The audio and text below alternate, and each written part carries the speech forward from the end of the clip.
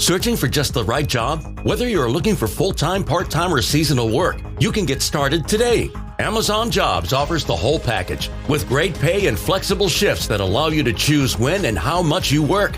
Find a warehouse close to home and discover the role that works for you. To get your application started for an hourly job, go to amazon.com/apply. That's amazon.com/apply. Amazon is proud to be an equal opportunity employer. With Vanguard Advice, no matter what your retirement goals are, they can help you get there and enjoy it for years to come. The financial journey is all yours, but you never have to take it alone. That's the value of ownership. Visit Vanguard.com and explore Vanguard Advice. All investing is subject to risk. Fund shareholders own the funds that own Vanguard. Services are provided by Vanguard Advisors, Inc., a registered investment advisor.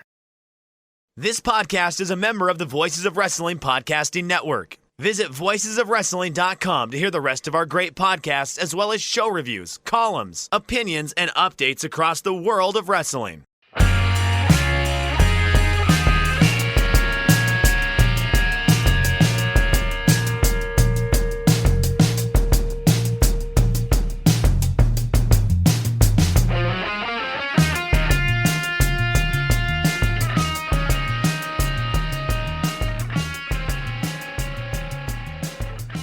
Hey kids, you like pro wrestling?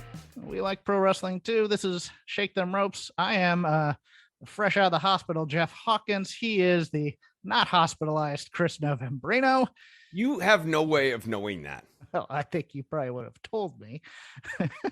I don't need to tell you everything. Okay. It's presumptuous to assume that I need to disclose my hospitalization status. I could be for all you know, right now. I've tried to get you admitted on various. I could be hospitalized during or after this show, or currently, yeah, prior to, because you would try to want to be on. I saw the heartfelt reach outs, and I already know that I would never get anything remotely approximating that, Hawkins. So I have no need to go into a hospitalization stunt. People would say, well, at least there won't be any more Lucha of the Hidden Talent. No, let me go into that a bit. I really do appreciate the number of well-wishers throughout the wrestling community, workers, etc., who gave me well wishes, and people who did things for me above and beyond that they probably should never have done, to be honest with you. But it was truly touching. Like, people at Fight Game got me a cameo from Tully Blanchard. That was very, very nice.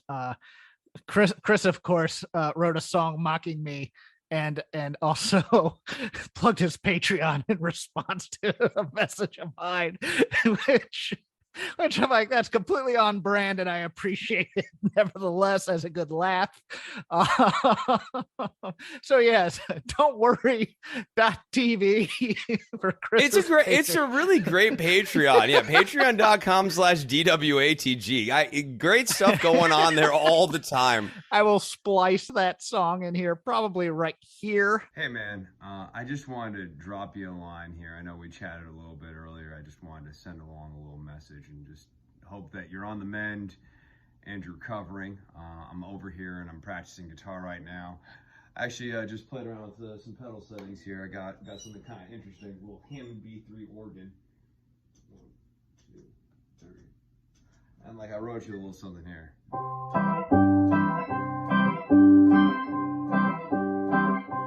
Hear how it sounds like the Hammond B3?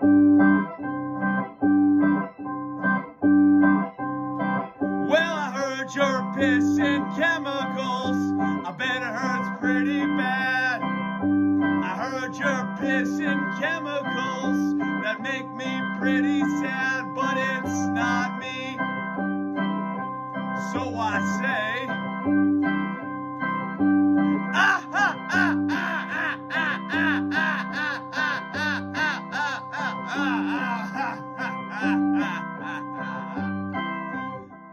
fuck you. And yes, truly some wonderful people behind the scenes giving me well wishes and telling me to do well. I got out the same day, felt very good, did not have a lot of pain, do not have to wear a catheter, which shocked me because everybody was telling me I'm going to have to wear one of these for at least 2 weeks, and I don't. So I am under the assumption that things went well. The thing is, I didn't get to talk to either the surgeon or any of the attending nurses after the surgery. I just got put in short stay and let out. And Chris, I will tell this story because this was me having to play the straight man in my own life at times. I'm sitting there, I'm recovering, I'm feeling pretty good. But I had asked about painkillers and stuff before surgery, and they said, yeah, we'll get your prescription, et cetera, in case you need it, et cetera. But they tell you on every single form before you go into a hospital, do not bring cash with you, because you're going to be out for a while. People may come steal your stuff, whatever. But the nurse goes, yeah, I just got a call from the pharmacy. It's going to be 66 cents for your painkillers. Do you have any money on you? And I'm like, is this Spirit Airlines I'm flying all of a sudden where they're trying to charge me for stuff while I'm actually, I'm in bed. I have a catheter in me. I'm like, I just got out of surgery. They're asking me for if I have like $1 to give them for painkillers. Man, it's yeah. And then I go, okay, well, we'll handle it on the way out. I'm like, okay, that's fine. I still don't have any cash. I'll pay with my card. I go down. They have one of those old school credit card readers that still probably uses a dial-in line, and you have to pay like I thought they actually had. I thought they had like the ones that used to press onto the paper. You remember those? Yes. Oh, the slide ones.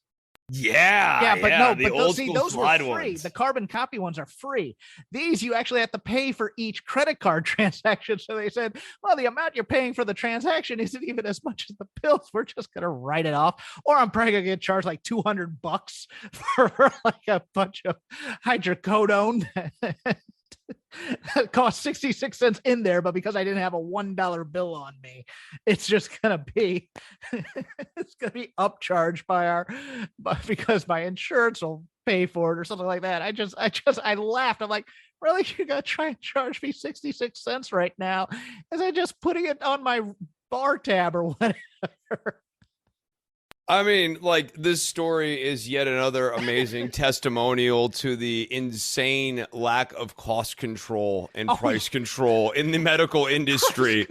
Price control would be what you see every time, you go to the emergency room and they charge you like $800 for a couple of aspirin. At least I was like 66 cents for this stuff. Oh, good. I'm getting it off cheap here. No, it always is stunning to me. You hear these stories and it's like such a glaring, obvious, basic fix. Like, here's a crazy idea. What if the cost of aspirin cost what an aspirin cost instead of $800 for the administration of aspirin? I don't know. Call me a dreamer, but I envision a world where it just costs what it costs. No, the other thing was, of course, the cautionary tales of urinating post this operation, because it was like, well, we filled you with these chemicals, and it's like, okay, great, but if it comes into contact with your skin or your clothes, you need to burn them. You need to burn your clothes. You need to flush your thing with hot water. Make sure you flush your toilet 4 times because it can eat through the enamel of your toilet. I'm like, am I going to be a supervillain after all this? Because this scares the crap out of me right now. That is stunning. I mean, it's sort of like, especially when you kind of think about like how you'd have to go about doing your villainy. It seems relatively impractical, walking into public locations and threatening people. You don't want to see these chemicals. You don't even want to see how these chemicals are going to get on you, buddy. It's like they were really like nervous. I'm like, oh my god, what? But I guess what they did is it's a treatment for tuberculosis. They basically filled my bladder with tuberculosis to kill off the cancer, which is like, oh, I'm Doc Holliday now. I'm awesome. But I am doing. But Cliff Notes, too long, didn't read version. Doing well, not in a lot of pain, some discomfort, but doing much better than I ever thought I had a right to be. And thank everybody for reaching out via either Twitter or DM, and even Chris for checking in on me and seeing how I was doing. That was very nice of him. in his in his own way, caring about me. It's the only way I know how. I know. Okay, so let's talk some graps to get my mind off of things, shall we? Wall Street Journal on Friday reporting that Vince McMahon has paid $12 million over the past 16 years to quote unquote suppress allegations of sexual misconduct and infidelity, an amount far larger than previously known. The $12 million was paid to 4 women who were formerly affiliated with WWE, including the former paralegal McMahon had an affair with, which was the center of the Wall Street Journal story broke last month. Wall Street Journal first reported in June that McMahon was under investigation by the WWE board of directors over that $3 million pact, but the largest uncovered sum of paid out was a $7.5 million settlement to a former WWE wrestler who claimed that McMahon, quote, coerced her into giving him oral sex and then demoted her and ultimately declined to renew her contract in 2005 after she resisted further sexual encounters, according to people familiar with the matter, unquote. The wrestler and attorney approached McMahon in 2018 and negotiated the $7.5 million payment, quote unquote, in return for her silence. The stock has not taken a massive hit as yet, Chris. Vince McMahon still in charge of creative. Well, that's a real interesting situation, right? Because it's like, if I was an investor, and in full disclosure, I am not holding any WWE stock or any positions on WWE right now. If I was an investor, I'd be deeply worried that you're looking at CEO change, and CEO change typically is very bad for a stock. Yes, it is. Fightful Select reporting that when Vince went on to SmackDown last week, coming back through the stage, yelled "F him" in return to the positive response to him. I would guess that would be to the allegations more than the people cheering him on, type of a thing. He is still in charge of creative day to day on TV. We're being told that life kind of goes on, but you kind of do it under the cloud of, there's stuff going on. You don't really want to tick off the boss, type of a thing. I gotta think. I don't see how he survives this, Chris. I just don't. But then again, I'm also one of those people who thinks logically about such things, and not that, because I'm sure he's going to be very defiant about this. Yeah, right. I'm with you. Part of my brain goes, I don't see how he survives this, and the other part of my brain goes, yes. But Chris, think about how many different times over even just the last 5 years you have seen people in any number of different situations and high profiles get themselves into situations that you would think would bring their tenure wherever they're at to an end. And it doesn't. Yes, there's like the Donald Sterling sort of examples. But those are more, interestingly and almost unfortunately, the exceptional cases. Whereas it does seem, generally speaking, when people are powerful enough, they are able to hang on in scenarios that would bring down people who are not powerful enough. Well, the Sterling thing is you had other owners who could exert pressure and actually take the power away from Donald Sterling. Vince still holds the majority of voting stock in the company. He has 2 family members on the board and a very close ally, I believe, in Nick Khan. It would... And it would seem that the wagons have circled. So it would seem that Vince is at least preparing for a siege. Will he be able to survive? I don't know. Though? That's what I don't know. Is it from the rest of the board? Is it from his family? Because I don't know. I think he could survive any of that if he truly wanted to. But if he sees that the company is going to go down, if he stays, I think he would relent and he would abdicate. But he'd still probably ask for a shadow position so that nobody knew he was going to be there or whatever. But a related story, I'll put this out there. Per WWE's 8K form, Connor Schell resigned from his role on the board of directors due to, quote, increased slate of responsibilities resulting from his new expanded role at a newly formed North Road Company, a global multi-genre content studio. He and Bill Simmons were the guys who basically came up with the 30 for 30 over at ESPN, the very popular documentary series over there. And as another related note to that, the Netflix show, according to Denise Salcedo, who does shows for both Fightful and F4W, she spoke to somebody at Netflix who said that the people versus Vince McMahon, or the U.S. versus Vince McMahon, the documentary they were working on over there at Netflix is now dead in the water because of this entire thing. So you do see a little bit of movement. You see, and that you could see this maybe rippling if it affected network deals. If that would, and it's getting to be that point almost, I believe, as well, that it's almost time to renegotiate the yes. And so that's where, I don't know, maybe the rubber hits the road on this, but just like social pressure, boo, you're a bad guy, or like that sort of thing, I don't think it's gonna do it. I mean, it should. I think the world would be a better place if people who spend literally millions of dollars to make sexual harassment problems go away, lose power. And we're not powerful people. Like, after you have an episode like that, you sort of have to disappear. That'd be fantastic. But we don't live in that world. So I sort of envision McMahon hanging on, unless the bad news stories from major news outlets continues, or if this somehow became evening news talk fodder or something like that. The story's not quite big enough yet to be fatal on a media level for McMahon, and I think that's what's helping him right now.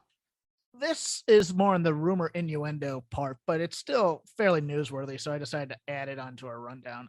Both Sasha Banks and Naomi are reportedly off the internal WWE roster at this time, and both have changed their social media biographies to read professional wrestler and have wiped all WWE branding off of it. Now, there's been no official announcement that either have been released. And there's been no indication on their parts speaking out about anything going on behind the scenes. I just bring that up out of general interest. There's still rumors that they were actually released behind the scenes, but I don't know for a fact about any of this. Sasha Banks, we've said here on this show, and I'm going to reiterate again. If she jumps to AEW, that is a game changer. Especially with Naomi at the same time. I think the Sasha Banks Naomi 1-2 appearance on AEW. Sasha's going to be the major driver there, but having Naomi there too, who people have long felt has not gotten great presentation on WWE television. I think it's going to be, it would be an important weight distribution event between WWE and AEW. I'm not going to say a game changer. I don't want to even necessarily go that far per se, but important, and something you could easily see being another brick in the wall eventually. If WWE is looking back 5 years from now and going, why are we losing in the ratings to AEW? Sasha Banks jumping ship, I could definitely see being an important historical factor there. Gonna actually report some New Japan news here because I want your take on this. Rocky Romero did an interview and teased the idea of a U.S. pay-per-view show in October.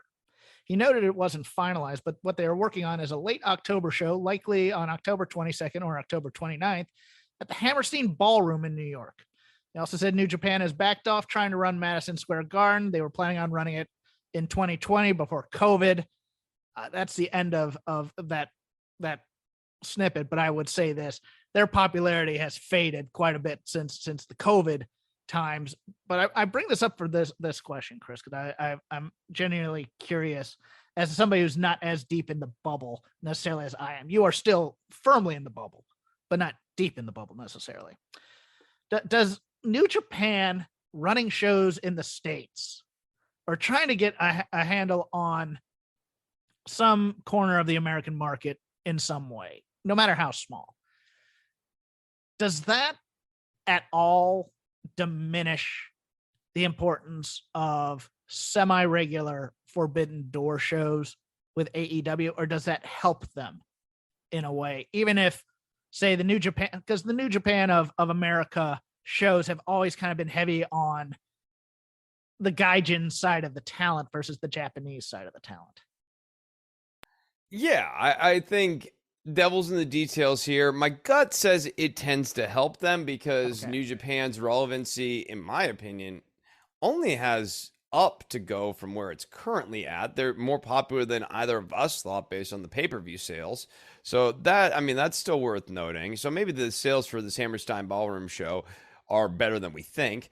I'm certainly tempering, or I've now changed my expectations based off of past performance. But I think what would really help New Japan here to really make the Forbidden Door shows interesting is using the other America shows to launch the America AEW angles, so that they've got essentially angles and stories that they are telling at these Forbidden Door shows that are not year-round angles. They're just essentially seasonal angles that get picked up. New chapters get written in them every time they have these Forbidden Door shows. But I think these Forbidden Door shows will be helped by feeling more narratively special. And if they can do that, then they will only improve in terms of performance, I would say. Okay. Talent news, Alan Angels, late of AEW, appeared on Impact this past Thursday, facing Speedball Bailey in a very good match. Kushida also now with Impact as well. And your girl, Killer Kelly, rumored to be coming in to help supplement that women's division, which is an outstanding women's division as well, Chris. Always excited to see Killer Kelly back on the wrestling screen here. And Kushida, I think, is going to get to at least have the type of matches that will make Kushida shine on Impact. I'm thinking there's at least one Ultimate X in Kushida here still left for him. Oh, I agree. Yeah, and I think and Speedball Bailey's. Other than Dax Harwood, I think nobody's having a better year this year than Speedball in terms of going to various promotions and having great matches. Now that he can work in the States again, he had to. He got the slap on the wrist for coming into America without a work visa and working here, but he's having himself a hell of a year this year. Kushida's put himself in a position where he could be a most improved player sort of candidate. Obviously it's not because he's learning how to wrestle better. It's just that he's in such a favorable situation for him, like being on a bad team where you're not really being utilized well. I mean, his run in WWE was baffling. It's just baffling to look back on. That was more of a. I think that was always more of a. Well, I think it was more of a signing to have somebody than need somebody type of a thing. With have Kushida. A plan for somebody, have somebody versus have a plan for that person. Right. That was in the era where they wanted every pay-per-view we have a big signing, and having Kushida sitting out there in the audience was the first time we were kind of like, huh, okay, interesting. We'll see what they do with him. Couple of injury notes to give. Kofi Kingston gave an interview about Big E, and he says the latest update from his neck was that his C1 wasn't ossifying, and that's producing bone. So they're going to take some CAT scans, maybe I think 6 months and also a year just to see. But other than that, he's been able to come out of the brace. I think he came out of the brace earlier this month, and he's able to travel, which is both good and bad news for anybody wanting to see Big E in the ring again. But at least he doesn't have to wear a brace for now. Also, Ibushi gave an update via Twitter. This is a rough translation of it, but sadly, my shoulder injury is getting worse. I have done my rehab according to the instructions and guidance of my doctors and trainers too. I'm not risking anything at this time. My shoulder won't move at all, so I probably overdid it for many years. However, physically, it's been 8 months and I still can't do a single push-up. So I'm making a calm decision. I'll say it again and again, but I'm not giving up. Any thoughts on either of those, Chris? Man, Ibushi might be on his way to shoulder replacement surgery, which I would suspect would put him out for 18 to 24 months if he needs to. If his shoulder's as bad as he's saying, and he has not been able to get improvement in 8 months, he is looking at a rather major second procedure going in there to address that ball and socket joint. And that may well be the end of it, because then you'd have a lot of rehabilitation. You got to kind of build up the arm again. You got to be balanced out. Don't want to be looking like late era Paul Orndorff out there. Yeah. I am leaning towards if this is real, because I still have to give a modicum of I think Ibushi really wants to be cut from New Japan and wants to leave New Japan. So this could be a lost his smile sort of shoulder injury. I am just going into this with some healthy. I can go either way. Let's put it that way. If it is real, Ibushi is older than you think he is. I believe he's 40 now. He might just be 39. Don't quote me on that, but he is older than people think, even though he is very young looking. And his family has money. He does not need wrestling at all. He does this for fun. I could see this being the end of the road, especially if it's just like, hey, you know what? I'm kind of done with this whole beating myself up for money type of thing and just going away. So yeah, I'm very sad about that. I'm even more upset about the Big E thing. I think, look, his singles run was dreadful. I think we can all agree on that. I like the New Day. I like Woods and Kofi together.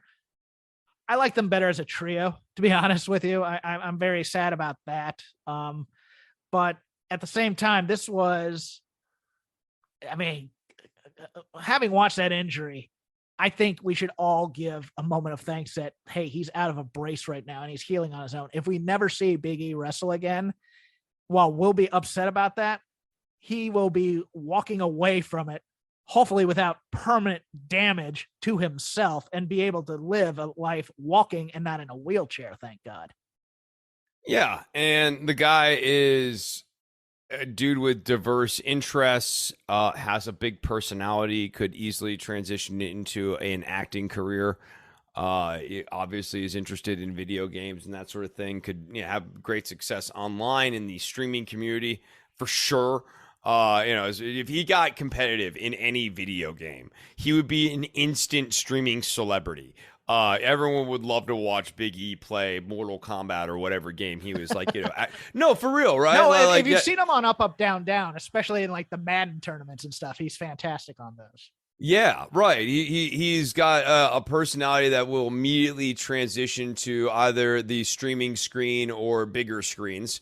He's got a lot of options for him. He can do so many things other than wrestle. I know we're like disappointed about how his wrestling career didn't go anywhere near as well as we thought it would. But like the guy, if he never comes back and wrestles again in this wrestling career, established that he's got a big enough personality, has it seems been fairly wise with his money. And has established other career and revenue streams for himself. So he's fabulously positioned for the rest of his life as well. A couple of quick ratings things. AEW close to 1 million this week. Not as much as Blood and Guts, but you wouldn't expect as much, but a very good rating for Wednesday. And Raw on their third hour tanked. Absolutely tanked to its lowest, I believe, ever in the third hour of anyways. But you can't really, I mean, it's 4th of July.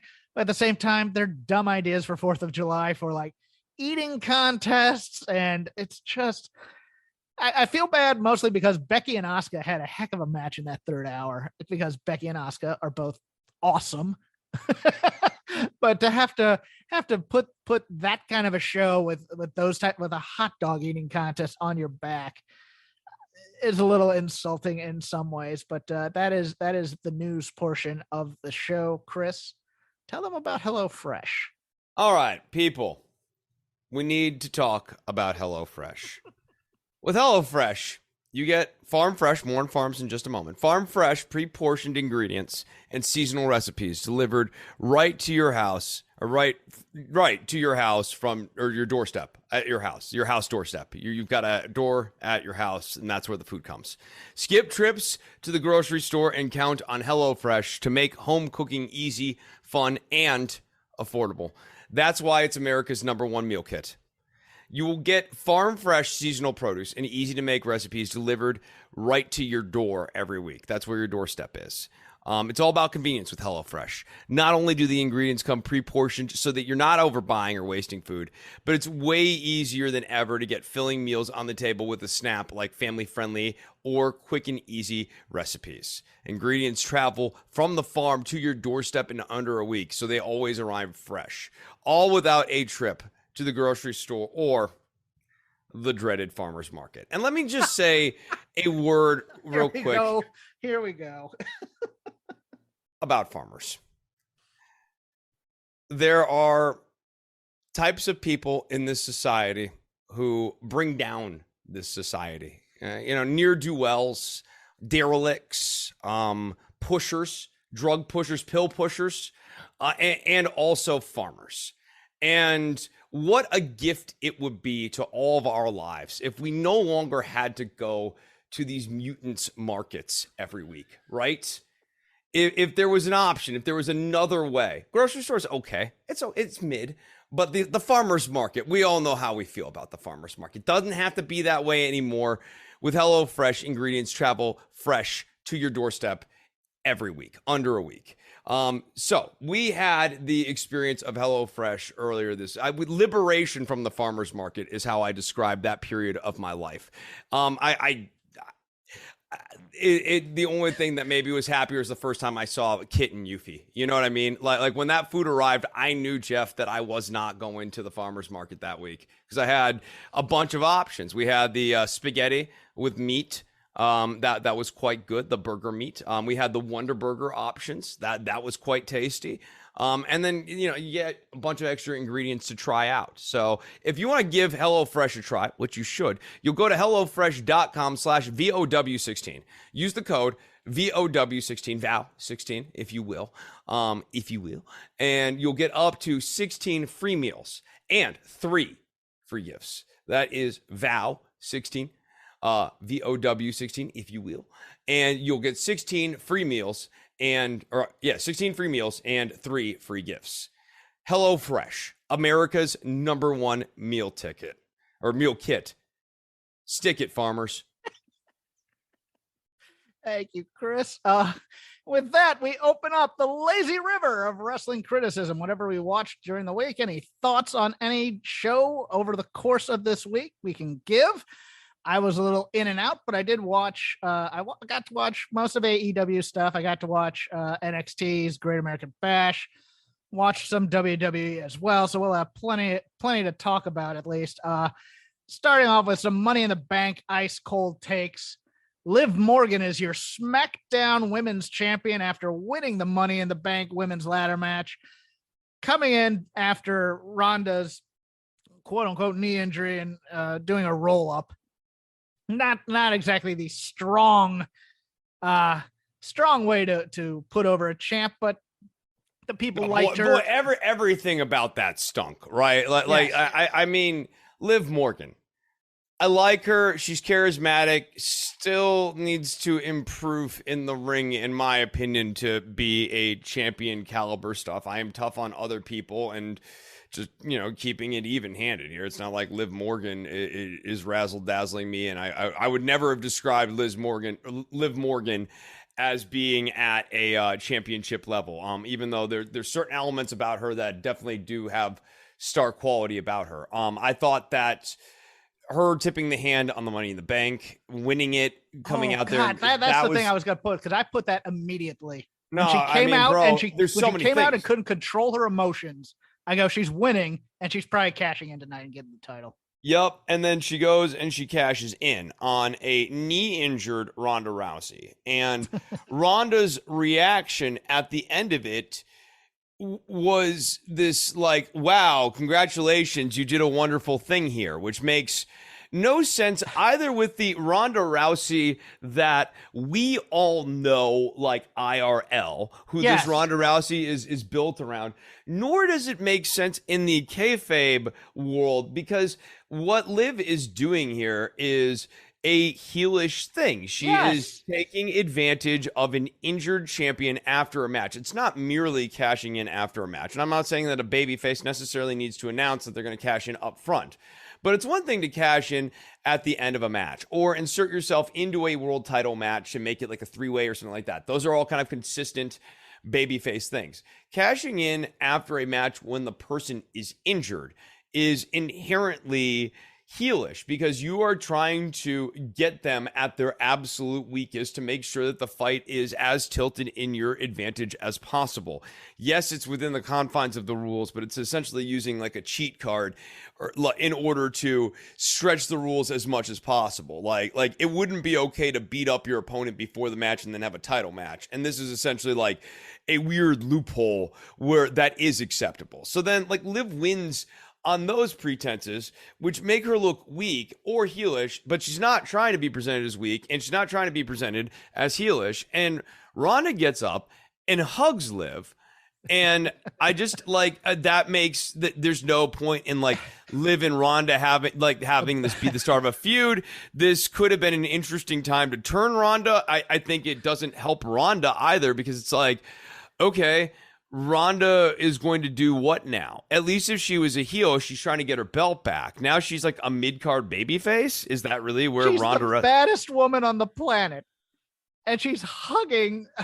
And when she lost in the UFC, she wasn't even, magnanimous about it. It was always like, oh, she got lucky, that kind of thing. Because we all know she has this short temper about such things. And the other thing that killed me was the number. I mean, this is Liv Morgan's quote unquote big moment after this weak ass roll up that they gave her to win the title. And they keep cutting back to Ronda slapping hands with the crowd as she's leaving, and interspersing that with Liv celebrating with the title. It was the most ridiculous Kevin Dunn type of directing that I've seen. No, this is very important, because as important as it is for the challenger or for the person winning the title to feel as though they've climbed a mountain, that this is a momentous occasion in their life. Like imagine never having to go to the farmer's market again. Like the tears that you would experience with something like that. Like that's what winning the women's title should be like. This feeling, it's so great. I finally accomplished something here. But the other side of that is that the person who lost the belt, it's like that they have now been forced to move to the farmer's market. Like that this is pain. This is misery. Chris, you just faded utterly upset that they've lost the title. Otherwise, the person winning and their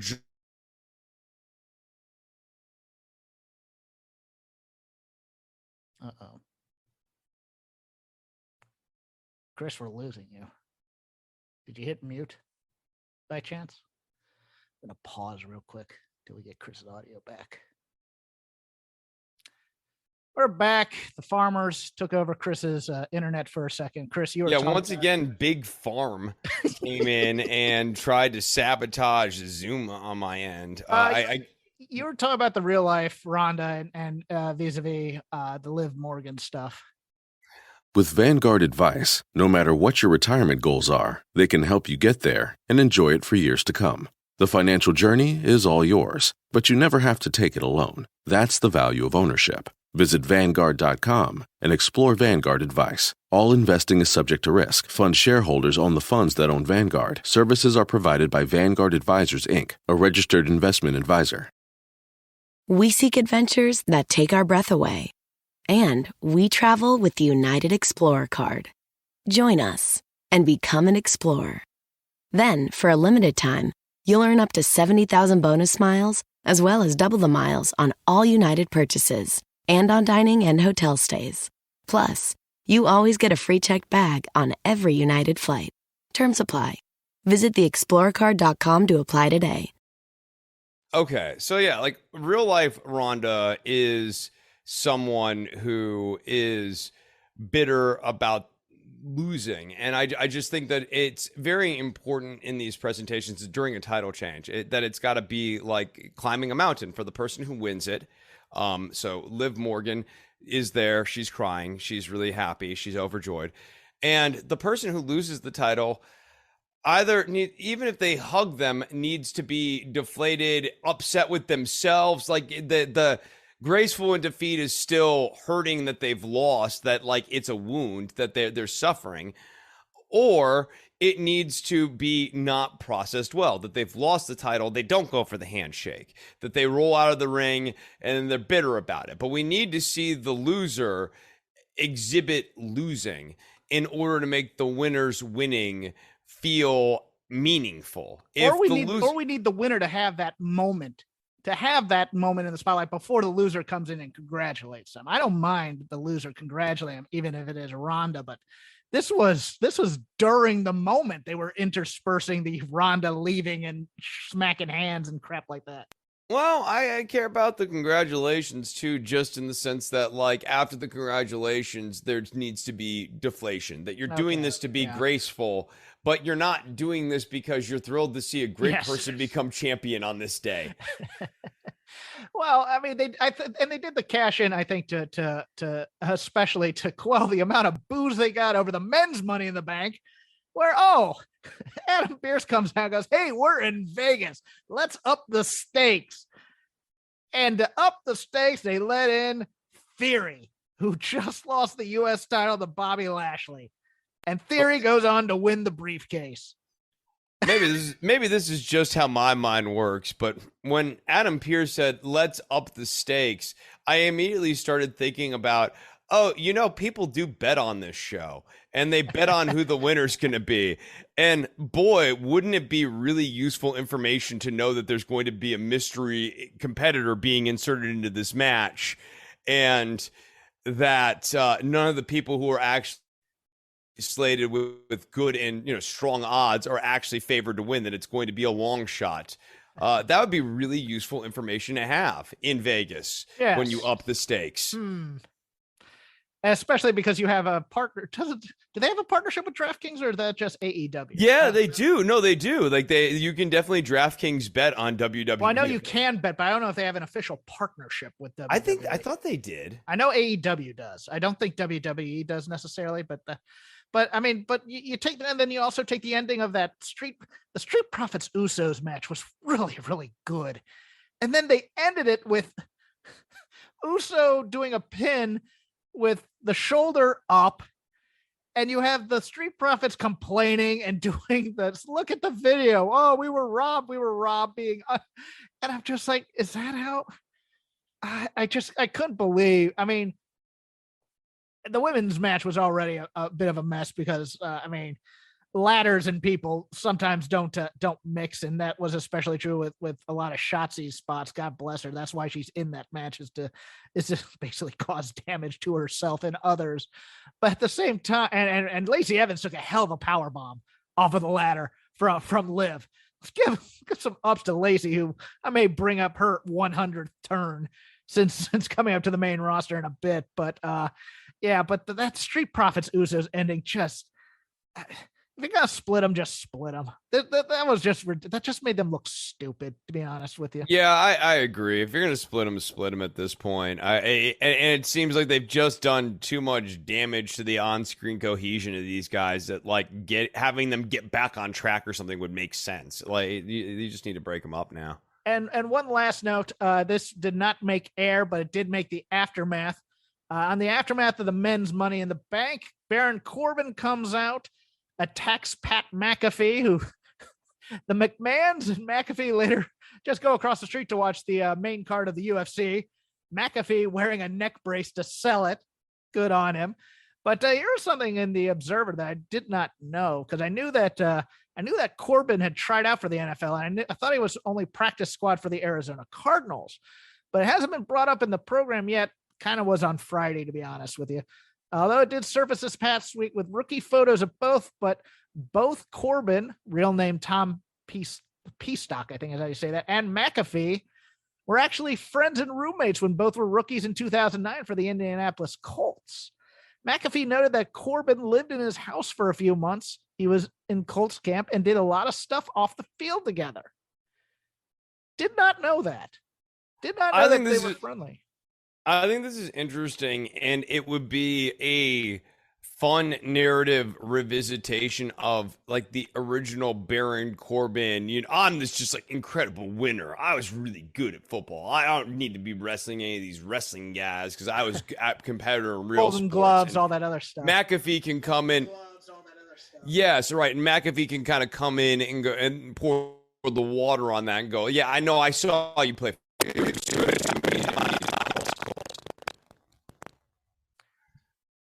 right, that's McAfee talk. Your turn, sir, on the lazy river. All right, let's talk about, I guess, the thing that stood out to me the most this week, or that I feel like I have the most contrarian opinion on, which is Christian Cage and his promos. There just seems to be like a real gulf between the these are amazing promos, like reception that Christian Cage is getting, and my reaction to them, which is, oh, this is like kind of a WWE sort of thing that he is doing. I will pause you for a second. You're not as contrarian as you think. Let's put it that way. I know there's a lot of people who like these, but there's a lot of people in the critics world who I think are in agreement with you more than you think, to be honest. Oh, okay. I guess I'm just like less privy to that's cool. That's cool. I want to hear your largely what I've been seeing has been like positive reception, like on my Twitter feed or whatever. So like I was just like, I come in on this, I guess, differently than what I have been generally been reading or seeing. But my thought is that like a lot of this stuff is low hanging fruit or easy to press buttons. And I'll go further on the Jeff Hardy stuff this week. The Jeff Hardy stuff, if it was merely like the low hanging fruit, easy to press button sort of thing, that would be one level of reaction to it. I had a different, more visceral reaction to it, which is that at this point, the cat is out of the bag that Jeffrey Nero Hardy has really serious problems when it comes to his abuse of alcohol and the way that his abuse of alcohol manifests in the real world, putting other people at risk. I worry about this guy's health long term. I worry about the health of others when Jeff gets this way. And I worry as well when I see Christian and Matt kind of out there making light of it to some degree. And also the audience's reaction, because I'll lump them in here. I think the reaction to Christian saying what he said about Jeff Hardy should have been something like, too far, clap, clap, too far, clap, clap, rather than like a-hole to play along with the actual segment. I think that's one where the crowd has, a right, if not a responsibility, at least a right or the privilege to go like, yeah, you know what?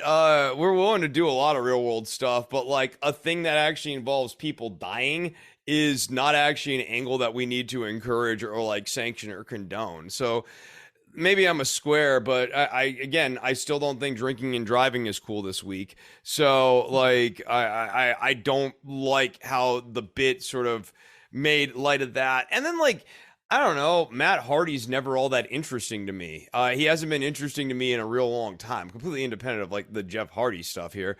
He's like not an interesting match. I'm not like eager to see Matt Hardy and Christian, though I don't think we are. I think we're going to see Matt Hardy and Luchasaurus, and I don't think that's going to be anything special. I think we basically saw what Matt Hardy and Luchasaurus is going to look like. It's going to be like a slightly longer form version of that. And Matt Hardy, for his part, the Michael Jordan of assholes, what was it? Or the Michael Jordan of being a dick? It was a killer burn. I want to make sure I get it right. I think that's what it was, but let me ask you if I'm taking it too far in my visceral reaction to this, because I like you. I understand what they're doing. I think for what they're doing, it's a good quote unquote job of it, but I agree with you in the WWE-ness of it all. I am of the position that I don't want Jeff Hardy mentioned at all on this program, because I don't want him used for sympathy at all in this program. I am that mad at the whole drunk driving thing. Yeah, he's as unsympathetic as a figure as Jericho is for me. Yeah, and I'm not sure. Different ways. Well, I'm not sure if my thing of, when the WWE just eliminates you from existence type of thing, I get using him for heat, but at the same time, you still are making Jeff Hardy the onus of this angle in some ways by bringing this up week after week after week, as opposed to making Matt Hardy the onus of this angle. so to speak. It's Matt's relationship. I'll get more square, Jeff. You Okay. are giving Jeff Hardy publicity Yes. right now. And I think that in and of itself is not defensible, because the man does not deserve positive publicity in any way, shape, or form. That's what I'm getting at. And yes, getting mentioned on TV is definitely giving you positive publicity. It is improving your name value. It's not hurting it, especially not this presentation of it, to get sympathy. No, I don't think Jeff Hardy should be the recipient of any sort of sympathy right now. So, like, I guess maybe that outshadowed the performance of Christian this week. But, like, that was also the substance of it. Christian, for his part, I've always thought it's a great promo. I love Christian. Like, Christian, like, he's a great talker, man. Like, my issue here with his performance is not that he is not gonna be a good heel. It's that, like, the content of this stuff has been pretty weak, at least in my estimation. And I've just been what you're saying, if there's like kind of a bifurcation of this, I'm fascinated by the bifurcation of it. And as I was in what was my perceived sort of like gulf from the more widely, what I thought was the more widely held position of like, this is, like he's doing the best work of his life right now. Let me do some quick hits of things I really, really liked before we go into more in-depth critical type of things, not necessarily negative, but critical type of things I really liked. Speaking of Baron Corbin, I absolutely adored his over-the-top obnoxious imitation of Pat McAfee dancing to Nakamura's music on SmackDown this week. It brought me such joy. Corbin has this weird anti-charisma, and I don't understand it, because he's likable, but he is such a bad actor that whenever he tries to do something, it's ridiculous. But I loved everything about this. A few more things that I really liked. I love the Hikaru Shida Yuka Sakazaki tag team. I'm Yuka Sakazaki can come on my screen at any time and bring me joy with how ridiculous she is and how much joy she gets in professional wrestling. Loved the Becky Asuka match on Raw, because those two are just phenomenal performers. And I'm hoping this is course correction, and I am loving every minute of it. Jonathan Gresham on Rampage turning heel and joining Tully Blanchard Enterprises is a plus over, say, Brian Cage, which I thought was the original plan of having Cage versus Gresham on the pay-per-view. I am here for Jonathan Gresham as ROH World Champion, being managed by one Tully Blanchard. Fantastic hits all. I don't have any debates on those or anything. So Okay. Yeah, let's move to like the Great American Bash here. Okay. Because I feel like we are always unrelentingly negative on NXT Multicolored Vomit, and I do think that there are good things in the Multicolored Vomit era. And I just want to like mention some of those, even though I will mention some as well pertaining to Great American Bash, but please go on. Yeah. So like the Creed brothers, these guys are great. Like they're an extremely entertaining act. They are progressing really nicely. They have good charisma. Like both of them are impressive in their own ways, and both have like good charisma that is unique and distinct in and of themselves. Brutus doing that backflip, pretty impressive for a guy. Yeah, a guy built like he is. Also impressive, Carmelo Hayes. I feel like it's not like we've been negative on this guy, but like Carmelo Hayes is very good, and I feel like it's really underappreciated, just like how complete of a character and a presentation and an in-ring performer Hayes is. It's going to be underappreciated because of his size, and I don't think he gets anywhere on this main roster, which is sad, because he's doing a great. And they even bring it up. He's doing an Allen Iverson gimmick. Yes, he is. And it's pretty. I mean, it's a little bit. It's a little bit of MVP originally, a little bit, but he and Trick are both very, very good in their own ways, I think. Yes, he does. He's clearly Carmelo's clearly infusing AI into his personality, which is not unlike what happened when undersized. has a chip on his shoulder. It reminds me a lot of the Denver Nuggets when Yes. Allen Iverson joined Carmelo Anthony, Yeah. and there was an infusion of Allen Iverson's personality to Carmelo Anthony.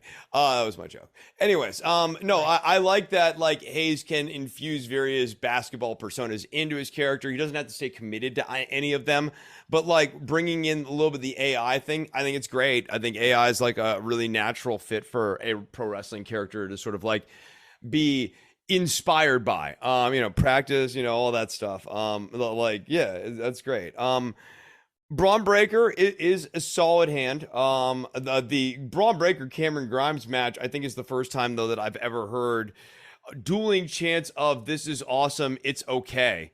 And like what I mean, again, when we talk about the difference between multicolored vomit era and NXT gold and black era, that sort of statement is just like impossible. Everyone would have had so much respect for what was going on in the ring, and felt like they had been their intelligence had been respected so thoroughly throughout the show that it never would occur to them to be sort of like, taking a leak on the main event. And I thought that was an interesting testimony to where we're at. Outside of that, JC Jane. I mean, we have mentioned her. We've mentioned her before, but God, like she's once again was just fantastic. And then this belt transfer match, I like JC Jane was doing all the work. She's a fantastic worker. This is another person who I don't know that they'll get it, but like, I mean, dude, she's really good. And I feel like her, Carmelo Hayes, the Creed brothers, there are a number of very talented people on this show that, like we're down on the show. Yeah, we're down on the brand. I think we need to recognize that these are very good players on a bad team right now. Yeah, let me because not all my thunder, but JC Jane in this Toxic Attraction thing finally has matched the character stuff as well to it. And she just is fantastic doing that. She carried, other than Roxy, who is also just killing it. Yeah, Roxanne Perez in this phase of her career. JC Jane really taking the bumps, she's the workhorse of that team, and she's matched it to the character stuff. Like the one finger clapping last week. It's just fantastic stuff. Other people I'm gonna mention as well. I think both Wendy Chu and Daddy's girl, what's her name? Tiffany Stratton. Tiffany Stratton have their character.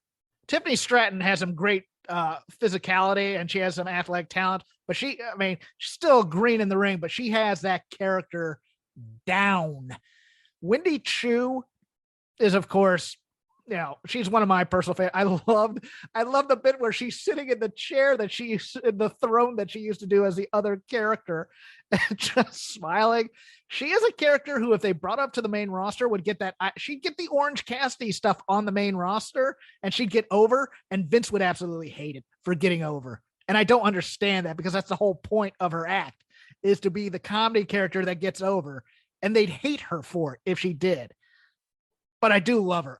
She's great. And again, underappreciated maybe because he is so good at this kind of stuff, but also very good in the ring, even though he does get a little repetitive at times. Grayson Waller as a heel is magnificent. Grayson Waller is really good because you never like him. He's is what they want Austin Theory to be. Right. Right. No, he's what they want Austin Theory to be. He is really good at just working, even when he's impressive, always being obnoxious. Yes. Always obnoxious. You don't want to see this guy succeed in any way, shape, or form. And like, that's a real testament to his performance. When I think about Tiffany Stratton, like when I was watching her work, a thing that came to mind that like I remember kind of thinking about with Tyler Breeze's character years ago when he was in NXT Black and Gold, is that, like, all right, this is gonna be a reference for you like Super Nintendo nerds. There's this character on Super Punch-Out whose character's name is Narcissus Prince. He is this pretty boy boxer, and the whole gimmick of that match is that what Narcissus Prince has this like restrained sort of like controlled, approach to his boxing style right up until you punch Narcissus in the face. Because Narcissus loves his pretty face. And at that point, Narcissus becomes very mean, very aggressive. And the fight changes. And I think that Tiffany Stratton would absolutely benefit, especially with the daddy's little rich girl, my beautiful face and all of that sort of thing. I think anytime she gets hit in the face, that's when she goes nuclear on people. That's when we see maximum meanness and maximum cruelness out of Tiffany Stratton. That would be my gimmick. I would like her to adjust her gear to something more athletic, because my problem is the daddy's little girl gimmick when she's calling for daddy. Given the news, I always think of daddy as Vince, which makes it a little creepy. Maybe that's just me, but I'd like to tone down. I hadn't taken it there, Jeff, but now I will have no choice but to every time I hear it. I'm sorry I did that, but right. It was one of those things where done. It was just like, I can't get that out of my head, and I kind of want that out of my head, so I do apologize. So I can't explain this to you enough times. Explaining a horrible thing to me will not get it out of your head, no matter how many different times in our lives you do this. Yeah, I agree. What did you think of? I forgot one thing on our news. Ilya Dragunov had to give up the UK title, which is interesting because they've just decided to bring over the former Jordan Devlin. Now JD McDonough, is that the name that they gave him? Yeah, and that was the big debut at the end of the pay-per-view here. Like, the big surprise is here comes JD McDonough, the necessary evil. He, of course, some of the speaking out allegations revolved around him, so I'm guessing that's why the name changed there. I hadn't thought about that, because I was like, man, JD McDonough is a really lousy downgrade of a name from Jordan Devlin, which Jordan Devlin actually feels like, the Irish ace actually feels like somebody who could credibly come in, beat Braun Breaker in an upset, and especially having been NXT UK champion, and like everyone hates it. Whereas JD McDonough has no name recognition and no, like even in the video clips, I didn't see a lot of him as UK champion. It's like they showed him doing impactful stuff, but part of this name change is sort of this necessary erasure of him as the champion, which I think really hurts the insertion of him into the main event picture. I think we'll end with this, and I wanted to bring this up. The Matt Menard promo, post Blood and Guts, getting a lot of praise, and I agree that it's worthy of praise. I will not say it's one of the greatest promos ever, but I really liked it. And my host on the Dynamite show had a differing point of view, mostly from the point of view was, well, this is a mid-card guy. What use is this going to do him if he's always going to be a comedy figure, so to speak? And my argument was, well, you never get the chance to be anything more than you are unless you take that next step and show you can take this next step. Now, to me, there were some negatives about this promo. Let me get the positives out of the way first. I liked the pathos of it. I liked the, I'm missing my kid's first steps because I'm loyal to Jericho, who was the only person who was ever loyal to me. I love the Hyman Roth from Godfather 2, this is the life we chose type of speech, where you're the villain, and this is the pathway you've chosen, and so there are sacrifices involved in that. The things I did not like about the promo, I did not like the overproduction and the music of it. I thought it was a little too John Williams / Steven Spielberg type of esque, where it's like, this is really dramatic and this is what we're going to do about this. The other thing I would have liked, and this is just a style choice, this is just if he came to me as a producer and said, I want to do this promo, this is the note I would have given him after he did this promo. We've seen the Matt Menard loud promo because he's always loud and obnoxious. If he had done this as a quiet promo that was building and maybe then snaps when he gets angry about his kid, we would have been a lot more on the edge of our seat going, what is this? Because this is different right now. And I think that's what was missing just a little bit. I have no problem with mid-card guys trying things because look, that's what the whole business was built on originally was, hey, let's put the kids out there, give them 60 to 90 seconds and see what they can do to get themselves over, so to speak. I mean, like, Stone Cold Steve Austin doesn't become Stone Cold Steve Austin with the Austin 316 promo unless he takes that risk. The last 3 pay-per-views before that, he was up against Savio Vega, and he had lost 2 of those matches. So everybody's saying, oh, Steve Austin was going to be a star from the beginning, blah, blah, blah, blah. No, not true, guys. He took a risk, and he got over with a catchphrase, and then they strapped the rocket to him. Otherwise, he'd be wearing a crown and be King Mabel. Otherwise, I like giving 2.0 a more serious bent versus just the wacky fun time guys type of thing. I just hope they follow up on it, Chris. Yeah. I mean, I think you nailed a lot of how I feel on the substance of the promo. I did not view it as some did, like an inadvertent babyface promo. I actually thought it was kind of genius on the, it feels sympathetic, like you want to feel for this guy, but then you go like, dude, you chose to like not be at the birth of your son so that you could go and stand up for Chris Jericho. Like, you told your wife, hold on, honey, so you can go and stand up for Chris Jericho. Like this is a guy who fundamentally you don't want, like this character, you don't want to root for them. Like you want the best for his kid, but like you want better for his kid than to have this kind of like dad who thinks that he's making the noble sacrifice right now and that like he's doing the best he can, and like that's so great. But I'm with you on the music. I thought was a bit much. He could have just done it, and I think that like you didn't need the music and the heavy editing to make this one work. I think this would have worked just fine if he is walking around afterwards. He's almost having doubts in himself, and then he delivers all of that stuff. He also has a little bit of WWE going on in there. Like if you watch Becky Lynch when she's contemplating and frustrated, she does I made fun of this before, but kind of the Jeff Goldblum thing where she grabs her chin, she grabs her head, and she puts her finger on her nose like she's thinking and going, type of thing.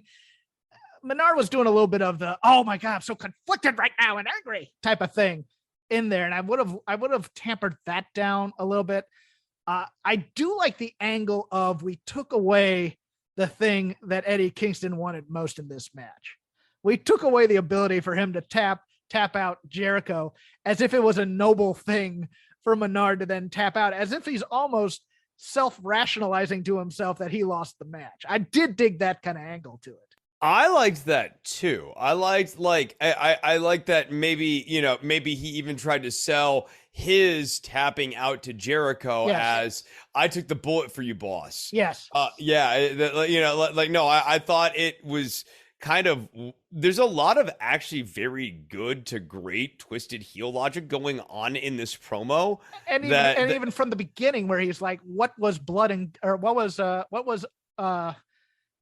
what did they call the match? Anarchy in the Arena. That's what it was. What was it all for if we then just did this blood and guts match type of thing? I liked that kind of thing too, but I'm loyal to Chris because he was the only guy who gave me a chance. There's a lot of nice little heel logic in here that I really dug that never gives up to the babyface type of thing.